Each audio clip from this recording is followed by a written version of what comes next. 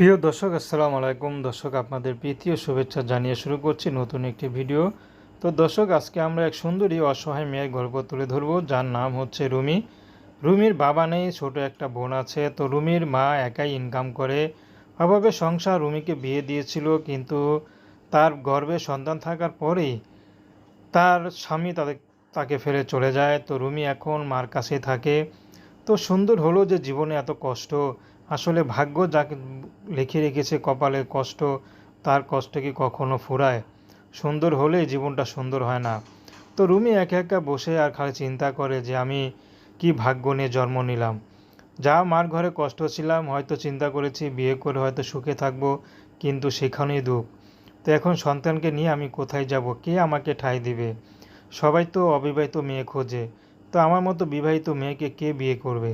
তো রুমির এখন একটাই দাবি যে পুরুষই যেমনই হোক না কেন, তার ঘরে বউ বাচ্চা থাক। যদি রুমিকে এই মুহূর্তে রুমিকে কেউ দায়িত্ববান কোনো পুরুষ তার দায়িত্ব নেয়, তার পাশে থাকে, সে বিবাহিত হোক বা তার বয়স যতই বেশি হোক, রুমির আপত্তি নেই। রুমি তাকেই বিয়ে করবে, তাকেই পছন্দ করবে, তার সাথেই ঘর সংসার করবে। কারণ এভাবে একা একা না থেকে, জীবনটা নষ্ট না করে রুমি কারো ঘর সংসার করতে চায়। তো দর্শক, প্রেম ভালোবাসা সাহায্য সহযোগিতা বিয়ে শাদী করা একান্ত আপনাদের ব্যক্তিগত ব্যাপার।